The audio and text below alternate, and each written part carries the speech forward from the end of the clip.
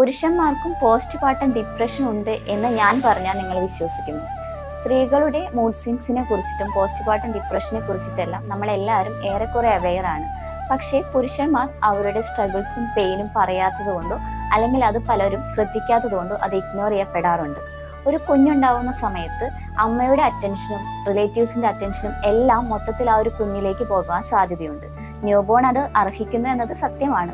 പക്ഷേ പലപ്പോഴും ഈ ഒരു പുരുഷന്റെ റെസ്പോൺസിബിലിറ്റീസും ഇമോഷൻസും എല്ലാം അവിടെ ഒരുപാട് കൂടുമ്പോൾ അവരവിടെ ഒറ്റപ്പെടാനുള്ള സാധ്യത കൂടുതലാണ്. മാത്രമല്ല അവരുടെ ഭാര്യയിൽ നിന്ന് കിട്ടിയിരുന്ന ഫിസിക്കൽ ഇമോഷണൽ ഇൻറ്റമസി കിട്ടാതെ വരുമ്പോൾ അവർക്കിടയിൽ ഒരു ഗ്യാപ്പ് ഉണ്ടാവാൻ സാധ്യതയുണ്ട്. ഈ പോസ്റ്റ്പാർട്ടം ഡിപ്രഷൻ അതുകൊണ്ട് തന്നെ സ്ത്രീകളെ പോലെ തന്നെ പുരുഷന്മാരിലും ഉണ്ടാവാൻ സാധ്യത വളരെ കൂടുതലാണ്. ഈ സമയത്ത് നമുക്ക് ചെയ്യാൻ സാധിക്കുന്നത്, നിങ്ങൾ വിവാഹത്തിന് മുൻപോ അല്ലെങ്കിൽ കുഞ്ഞുണ്ടാവുന്നതിന് മുൻപ് എങ്ങനെ നിങ്ങളുടെ ഹസ്ബൻഡിനെ ട്രീറ്റ് ചെയ്തിരുന്നോ അതുപോലെ തന്നെ ഈക്വലായി നിങ്ങൾ